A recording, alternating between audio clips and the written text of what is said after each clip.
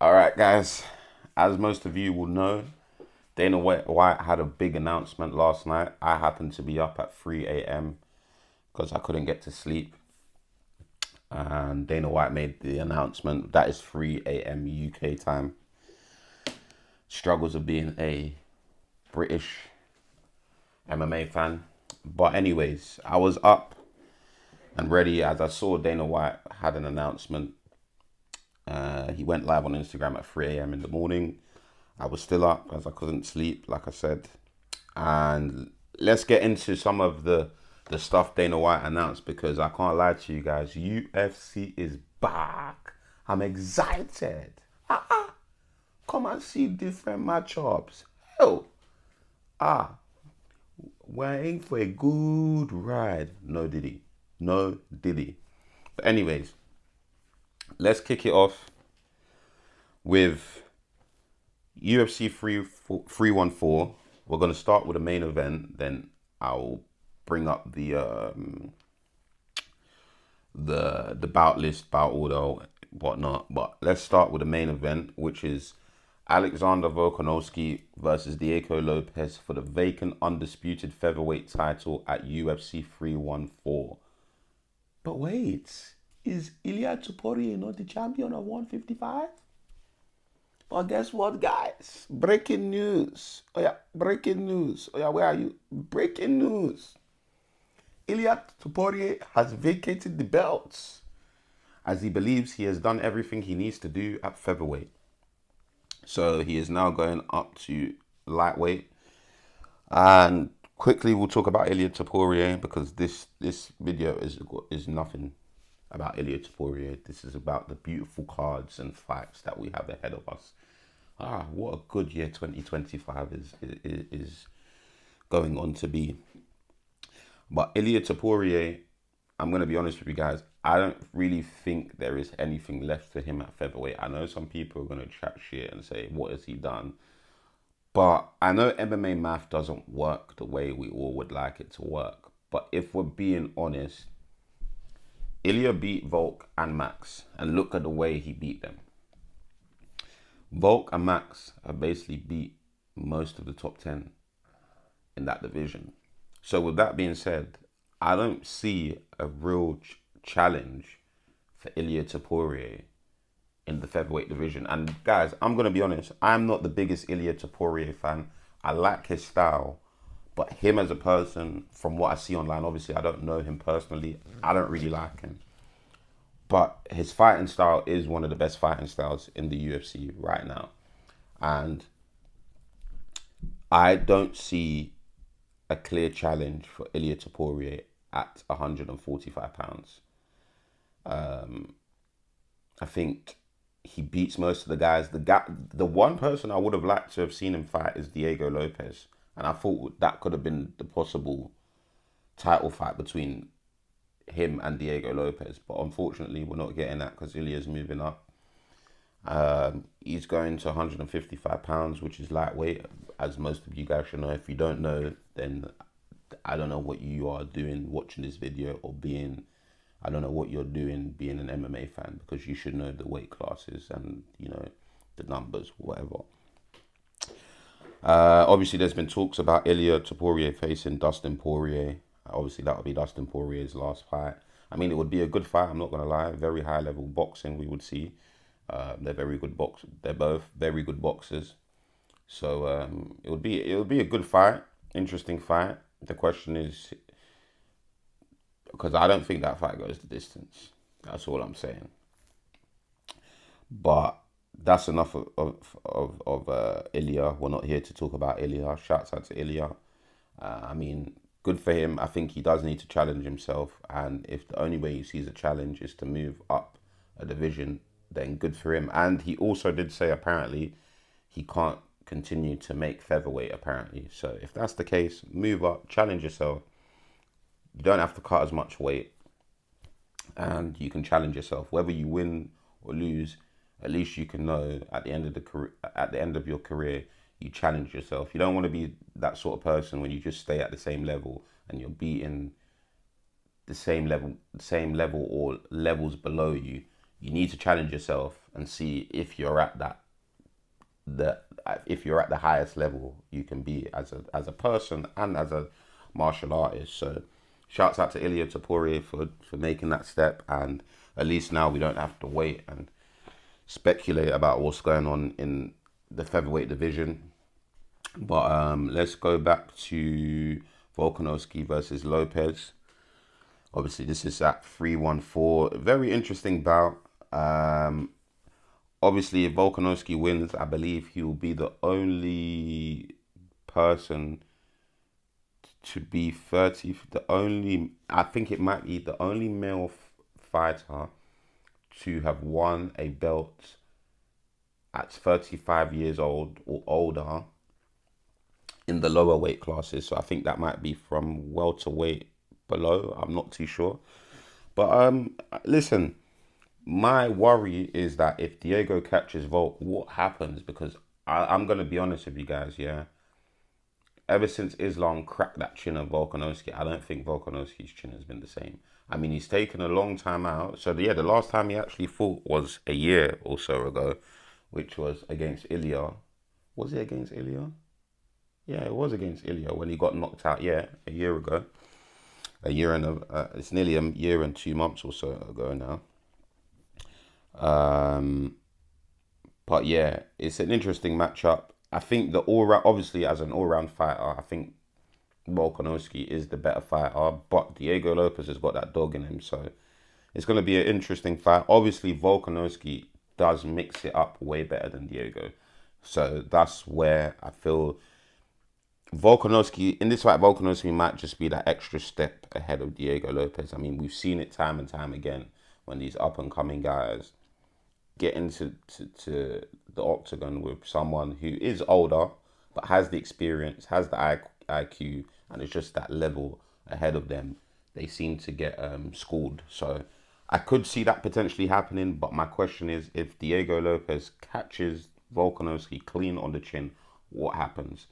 And I think that's the question everybody is going to be asking themselves, because I'm not being funny. Anyone that doesn't agree with this is bugging. Alex Volkanovski is a way better mixed martial artist than Diego Lopez. It's just Diego Lopez has got that dog in him. He throws good combinations, good boxer, and he's got power. So we'll see with that one. But let's actually look at the UFC 314 bout list. Obviously, the main event is Alex Volkanovski versus Diego Lopez. And then we got a 5-round co-main event. Let's actually get the poster up for this. UFC 314. We have Michael Chandler versus Paddy Pimblett in a lightweight bout. Obviously, Chandler is ranked number 7 and Paddy is ranked number 12. Interesting matchup. I think this is a more dangerous matchup for Paddy than Michael Chandler. And I think there's only 2 ways this fight can end. I think it either ends in a submission or a KO. And if it's a KO, we all know it's going to be Michael Chandler. If it's a submission, we all know it's going to be Paddy Pimblett. But it's a very dangerous matchup for Pimblett, because I'm not going to lie, Chandler's a very explosive guy, and I'll give it to him. As much as, he's not the greatest fighter, he's lost to all the top guys. So everyone that's actually beaten is excuse me guys, is actually in the top 5. So with that being said, Paddy Pimblett hasn't really faced that level of competition yet. So this is a big step up for Michael Chandler. I mean, for Paddy Pimblett. As much as people might not see it like that, because yes, Chandler fights like a fucking like a loose ball, but that's how he fights and that's how he wins it. Like look at when he fought Charles Oliveira. I don't know who told Michael Chandler to go into that fight and be cool, calm, and collected, because that did not work. When he came out, was it in the 4th? I think it was the 4th or 5th round, and he said, "Fuck it, I'm resorting back to what I know." What happened? What happened, guys? He hurt Charles Oliveira. So Michael Chandler going into this fight just has to fight the way he fights, and I think that is a nightmare for Paddy Pimblett. I'm not gonna lie to you. The only thing is, if we get scrambles on the ground and grappling on the ground, I feel like that's where Paddy may be able to have an advantage. But then again, Chandler's a problem. If Charles Oliveira couldn't submit Chandler, what makes you think Paddy Piblet will? The only thing I'll give to Paddy Piblet is he has longer limbs. So maybe he can pull off some spectacular, leg triangle or something, But it's a very dangerous matchup for Paddy Piblet. I think Paddy Piblet has more to lose than Michael Chandler going into this fight, because we know what we're getting with Chandler. I don't think Chandler will ever be a world champion in the UFC. Although, and you know what? I'm actually going to do a video about this, because Chandler has the style to beat everybody in that division. It's just chin and a few other things. But you know what? That's just giving me an idea. I'm going to do a separate video. So look out for that video of why Michael Chandler has the best style but will never become champion. Cool. So my early predictions for that fight, I'm going to have to go with Michael Chandler, because from what I've seen of Paddy, I'm not too impressed. I don't think he has the tools, and I don't think he has enough tools and skills to beat Michael Chandler. And like I said, Chandler has only lost, in the UFC, he's only lost to the top guys. So with that being said, I do think Chandler gets the job done on this one. But let's go back to the bout list. Obviously, we've just done the co-main event of Michael Chandler and Paddy Piblet, which is 5 rounds as well, guys. Then we move down to a featherweight bout, which is Yair Rodriguez versus Patricio Pitbull. Yes, the UFC have signed Patricio Pitbull. I did see this earlier in the day, yesterday, but it was from a weird source. So I just took it with a pinch of salt. I didn't really pay attention to it. I think Patricio Pitbull is 40 now, and a lot of people were chatting shit in the comments. And listen, this is what I will say, yeah? Obviously, Yair Rodriguez is ranked 5, so if he loses to Patricio Pitbull, boy, that's going to put Yair Rodriguez in a tough spot. And he's been out for a long time. I think the last time I saw Yair Rodriguez fight was Volkanovski. I don't think he's fought since that, And that would have been, 2.5 years ago? Let's actually check that while I break all of this stuff down. But, yes, there's more to lose for Yair Rodriguez. But what I will say, guys, yeah? One thing I will say is that I keep seeing this, yeah, when these guys from other organizations finally come over to the UFC, you do tend to see the gap in levels. I'm sorry, from what I've seen, the UFC has the highest level of mixed martial artists. I don't care.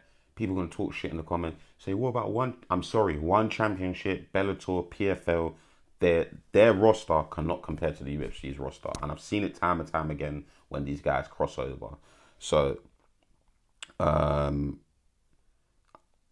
my question, oh no, he lost to Brian Ortega. When was this? February 2024. I don't remember that, I actually don't remember that fight.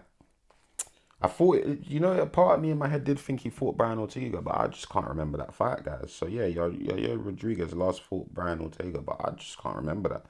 But anyways, I don't know much about Patricio Pitbull. I haven't really watched a lot of his fights, but everyone seems to keep talking about him. And you know what? After this, I'm going to do some film study on Patricio Pitbull, so that obviously when I do my final predictions for this bout, I can have a more detailed and more informed prediction. But I mean, it's good. Patricio was calling for the UFC. They gave him the contract. A lot of people wanted to see him in the UFC. His missus, Tatiana Suarez, is in the UFC. So, I mean, it's good business. But this Yair Rodriguez has more to lose, because even if Patricio Pitbull loses, it doesn't matter, because people are still going to want to see him fight, because people are probably just going to say, oh, okay, he lost his debut. But, like, he's still a good fighter. Like, everyone knows about Patricio Pitbull, whereas Yair Rodriguez, if you lose this, Patricio gets your ranking. So, but it's a good matchup. We got a very unorthodox striker in Yair Rodriguez. I believe he done some sort of taekwondo, because fucking hell, them kicks are crazy. But yeah, that's not a bad matchup. Then we got a welterweight bout, which is Jeff Neal versus Carlos Pratas, and I'm gonna keep it real. Yeah, I know Jeff Neal is tough, but I think Carlos Pratas is coming to take this guy's head off. Like the way Carlos Pratas just strikes is just crazy. Like, yeah, he's a good fighter, man. I mean, it's a good matchup. Jeff Neal is like a is it a Neil Magny? Neil Magny is Neil Magny middleweights, I believe he is, but they're they're them sort of guys where they're like gatekeepers, and when you're climbing the rankings, you have to fight these sort of guys. Do you know what I mean? So yeah, it's going to be a very good fight, but I think Carlos Pratas gets the job done with that one. And I think he probably gets it done in spectacular fashion, to be completely honest with you. So, yeah, man. That's what I think with that fight. Good matchup, though. Then we got a light heavyweight bout, which is Nikita Krylov versus Dominic Reyes. Good matchup again. I can't really remember much about Nikita Krylov. But Dominic Reyes seems like he's in good spirits and, he's in a good place. So I'm going to give it to him to win. Then we got a featherweight fight, which is Dan Ige versus Sean Woodson. That's going to be a good fight. I can't lie to you guys. That's going to be a very interesting fight. I think Sean Woodson has very good distance control. The way he picks his shots is very good. It will be interesting. He's a bit lanky for the division. Got long limbs. So we'll see, man. But from top to bottom, this card is actually quite a decent card. I think these are the prelims. But yeah, it's actually a very good card. I can't lie. UFC 314 stats. This is probably one of the best cards I've seen in a while. So shouts out to the UFC for getting that done. There's a few other bouts I would like to talk about that I don't think I can find on here. Let's see where I can get them from. Let's see, ESPN, MMA. And yeah, I'm going to talk about... Oh yeah, that's just reminded me. Let's see if I can find the poster. Where is the poster? Okay. Oh, this is jarring. This is actually annoying. All right, cool. Let's quickly talk about UFC 315 while I try and find this poster.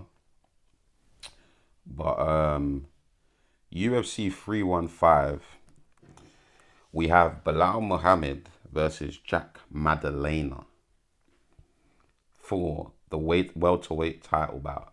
And this is because most of you guys will know, but obviously Leon Shavkat had to pull out because he couldn't take the fight because apparently he's still dealing with some injuries.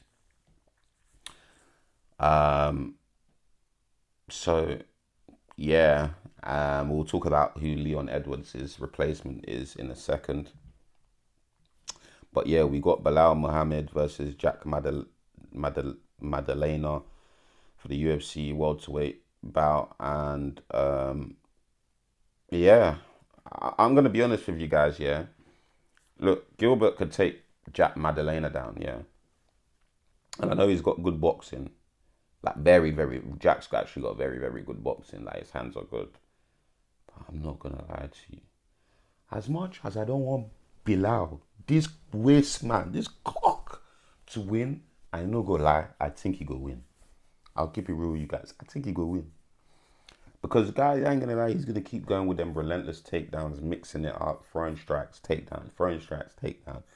It's quite boring, but it's effective and it does the job. Jack could possibly catch Belal standing, and if he does, I think he can hurt Belal. But yeah, I ain't really got much to say about that. It's just such a shame we couldn't get the Shavkat fight. I think Shavkat is dealing with the MCL injury, so obviously it is what it is.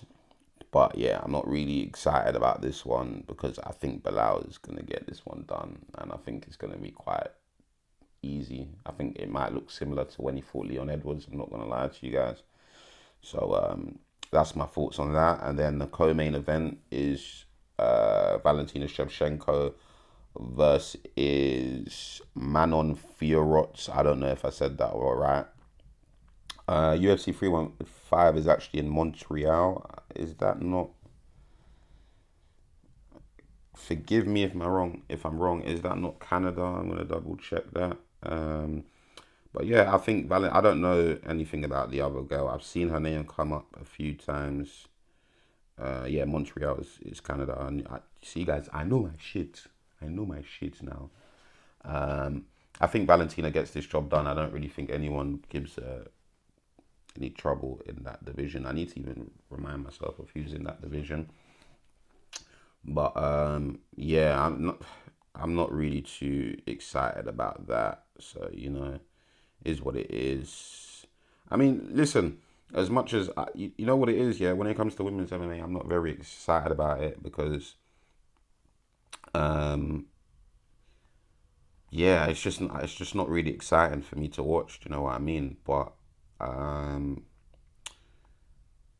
yeah, let's actually get into Leon Edwards's Leon Edwards's bout. I've got it up here now. Finally, there you are. Okay. All right. Cool. So Leon Edwards's replacement is Sean Brady. Obviously, guys, I haven't watched Sean Brady. I think I've watched him once. But I still think this is the. You see what Leon's problem is? He has a lot of wrestlers, like good wrestlers, to deal with in that division, and that's not going to change anytime soon. So that's the problem with Sean Brady. Let me actually check Sean Brady's. Let's check Sean Brady's. Let's check his record. See that MMA Guru's post just popped up. Oh, he's only 32. Wow, he's still young. Let's see. Let's see his.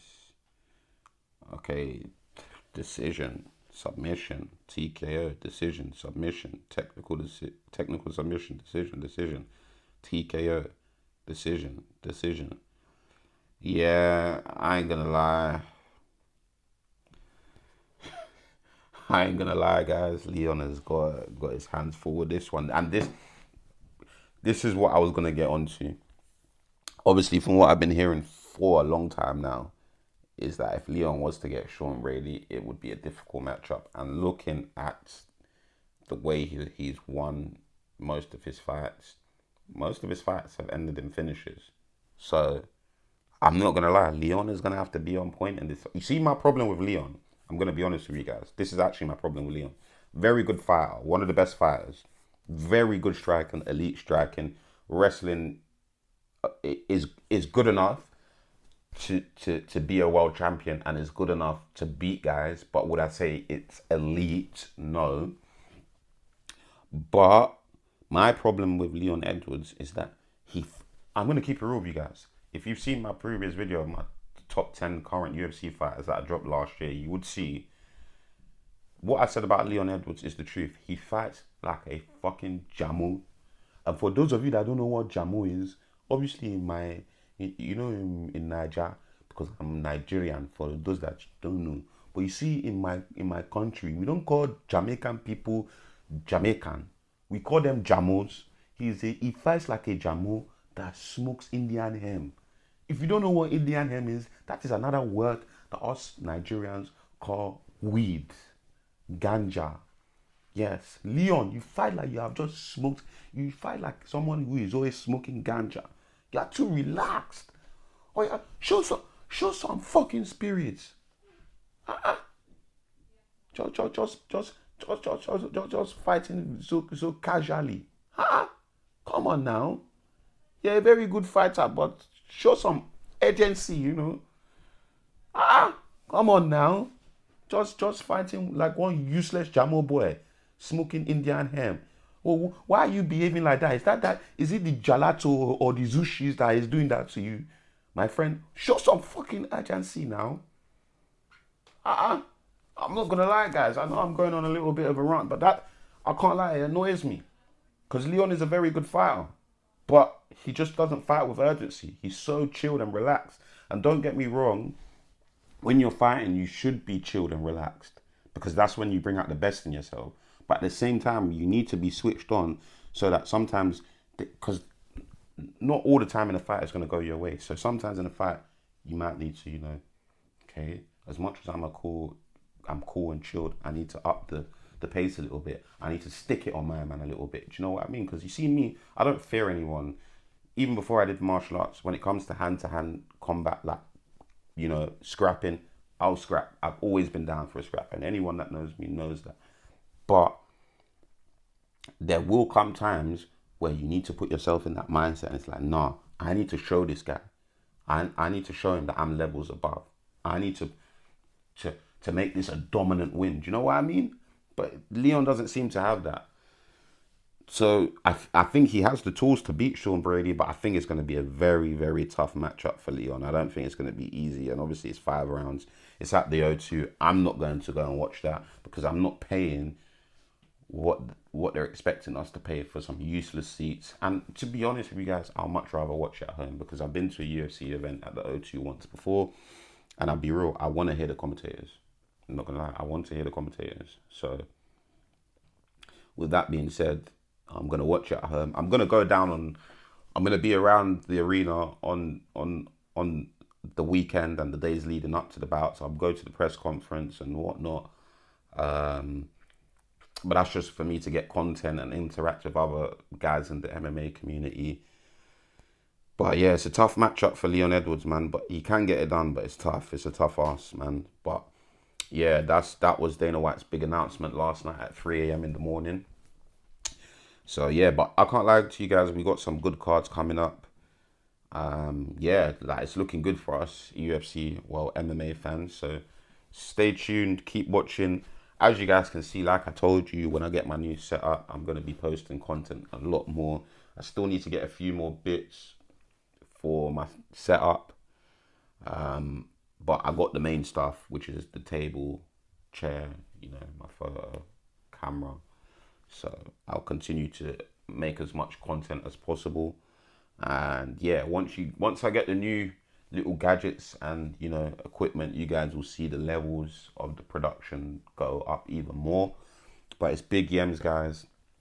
Have a good one. I haven't even eaten lunch yet because I had to make this video. I was going to make this video at 3 a.m. in the morning, but I was too tired. But as you can see, I'm giving you guys dedication. You guys can see how much content I've been pumping out recently, and I'm only going to up the levels. So I hope you guys enjoyed this video. Like and subscribe. Follow me on Instagram and TikTok. Link in description as usual. But it is big yams, and I am out.